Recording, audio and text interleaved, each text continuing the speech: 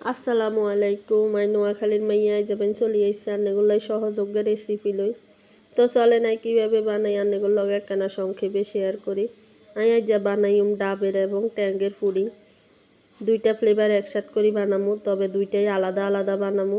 প্রথমে চলে আইসি ট্যাং লই, হইলা হাইলাতে কদুর হানি দিয়ে দিছি, হানি দিয়ে হানির মধ্যে 2 কাপ পরিমাণে হানি দিছি, আনারা আমি বেশি ভাবিয়েন না। হানি দিয়ের পর আমি ট্যাং দিয়ে দিছি, দিদানের হরে আবার দিয়ে দিছি চিনি বেশি দিন কারণ ট্যাং এমনিতেই মিষ্টি হয়। তারপরে দিয়ে দিছি আবার আগার আগার পাউডার দিয়ে নিচেরাই ভালো মতে এক কারি মিক্স করি।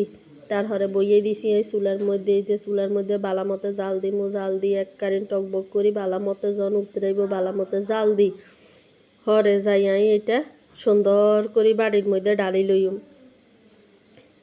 এই দেখছেন নিয়ার হরে আবার বইয়ে দিছি এবার ডাবের হানি। আনের আবার কেউ মনে করিয়েন না এটা সাদা হানি, এটা কিন্তু ডাবের হানি। হইলাতে ডাবের হানি বইয়ে দিছি, আগার পাউডার দিছি।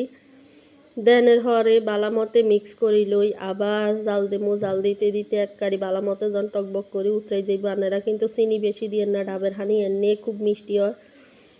তো যাই হোক বালা মতো জাল টাল দিয়ে দেখছেন নিয়ে এক কারি টকবক করে উতরাই ইয়ার হরে দিয়ে আবার এক কারি নসে সুন্দর মতন ডালি লইম। এই চান হইলে তাই ওসে চামিচ গিয়ে দিয়ে দেখছি, সোজা দিয়ে না এক কারি সোজা ডালি দিলে কিন্তু হরে মিক্স হয়ে যাব।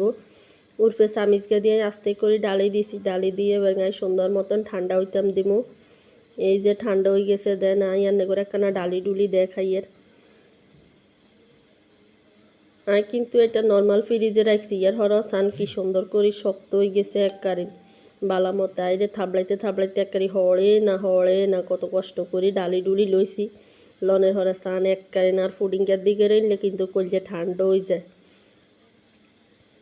আনেরা যাতারা চ্যানেলকে সাবস্ক্রাইব করেন না, আশা করি আনেরা বেকে চ্যানেলকে কেন সাবস্ক্রাইব করে দিবেন, যেহেতু আমি নতুন ব্লগার।